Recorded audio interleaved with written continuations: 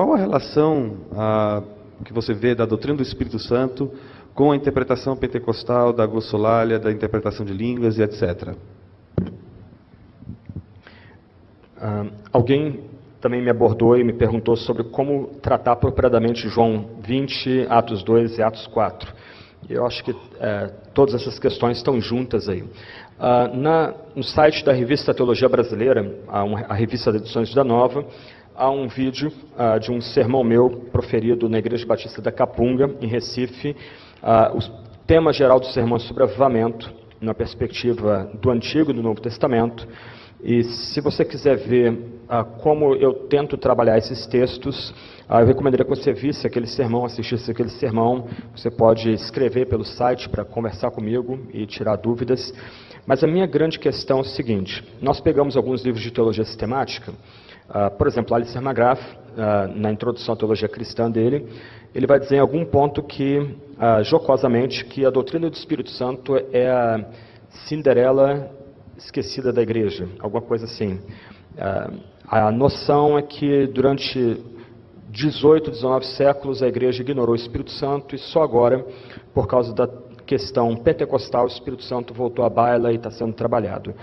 E esse tipo de abordagem não ajuda, ele acaba engessando toda a nossa aproximação do texto bíblico, na medida que nós supomos que há apenas dois modelos para interpretar o texto bíblico. Ou seja, o modelo conservador, isto é, nós recebemos o Espírito Santo durante a nossa conversão, durante o processo de conversão, durante o momento que a gente é levado a ter fé e se arrepender dos nossos pecados. Ou, do outro lado, o Espírito Santo vem como uma segunda bênção, como um evento posterior à conversão. E aí a gente acaba entrando num debate de surdos, as posições muito sedimentadas, e infelizmente acontecem algumas coisas muito chatas. Geralmente a primeira posição não sabe lidar com as experiências da segunda posição. Então, a segunda posição tem as suas experiências espirituais, e quando ela comunica a primeira posição, a conservadora, as suas experiências espirituais, a tendência do conservador, e eu fui nascido e criado e produto desse meio, essa tendência, nossa tendência é simplesmente rotular a experiência como alguma coisa demoníaca ou alguma coisa psicológica, e a gente simplesmente rejeita aquela experiência espiritual, colocando-a de lado, escanteando aquela experiência espiritual. Toda abordagem me parece extremamente equivocada. A minha questão hoje é: será que, olhando para a história da igreja, não há outras formas de interpretar a ação presente do Espírito Santo no nosso meio?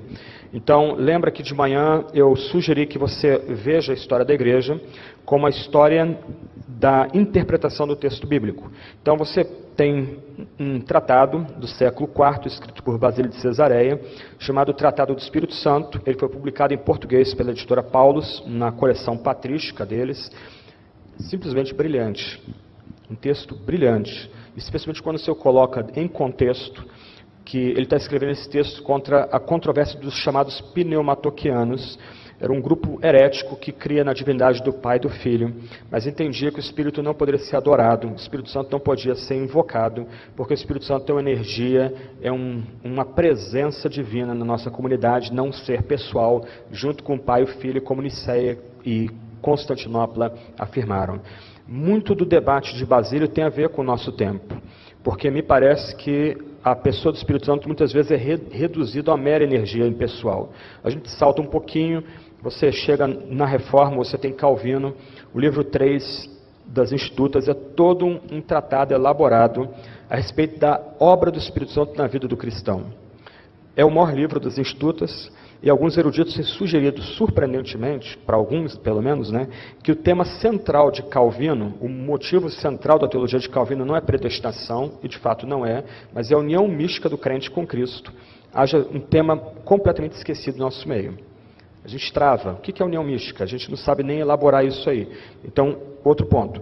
Terceiro ponto, Jonathan Edwards, o grande teólogo da Nova Inglaterra do século XVIII, ele vivenciou avivamentos em primeira mão, ele provou perseguição porque ele estava no meio do avivamento, então as chamadas velhas luzes, alguns teólogos presbiterianos e congregacionais atacaram muito mordazmente o avivamento, mas algumas alguns elementos surpreendentes aconteceram naquele avivamento.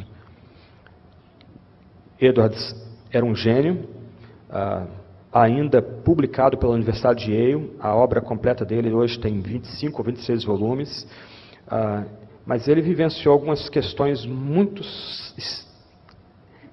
estranhas. Uma delas, ele não orava no quarto de oração na casa dele, ele orava andando a cavalo. E ele chegava em casa e ia para o seu escritório para trabalhar, que era o quarto de oração. A mulher dele, Sara, que usava o quarto de oração. E um dia, ele entra no quarto de oração e ele encontra a mulher dele levitando. Ok. Se você começa a ler as obras dele, algumas coisas surpreendentes aconteceram ali, que não dá para classificar racionalmente. Quando nós vamos então para aqueles 3 textos que eu alenquei de manhã, o que me parece que eles apontam para a gente é que, de um lado, toda a vida cristã é vida no Espírito. Todas as graças que nós temos, chamado, arrependimento e fé, justificação, adoção, a certeza de estarmos aceitos pelo amado, santificação, tudo isso é obra do Espírito. O Espírito vem a nós, vem a todos nós juntos por meio da pregação da palavra. Quando nós cantamos hinos, salmos, cânticos espirituais, o Espírito Santo opera em nós, enchendo-nos também. Então esse é um dado que o Novo Testamento, de forma muito forte, acentua para a gente.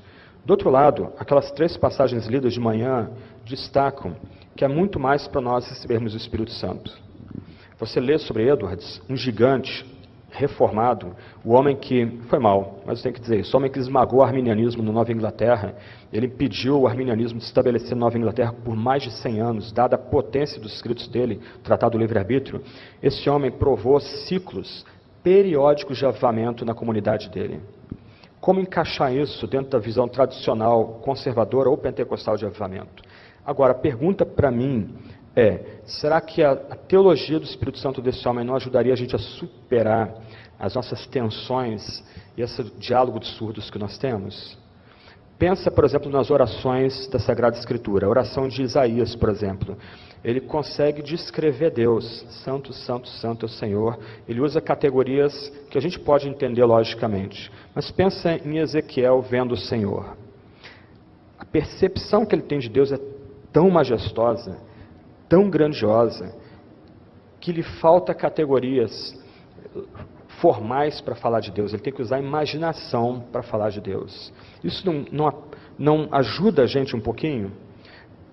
Me parece que o dom de línguas em Atos é diferente do dom de línguas em Corinto. Em algum momento, Paulo, em 1 Coríntios, vai dizer que o meu espírito, o grego é pneumamou, o meu espírito ora. Será que isso também não ajudaria a gente a entender o fenômeno pentecostal de glossolalia e línguas? Para terminar, nós pensamos oração e obra do Espírito como fenômenos basicamente estáticos. Então nós pensamos oração como meramente um exercício verbal de vocalização.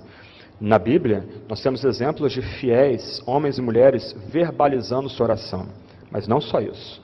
Nós temos na Bíblia homens ruminando, meditando na presença de Deus. Literalmente,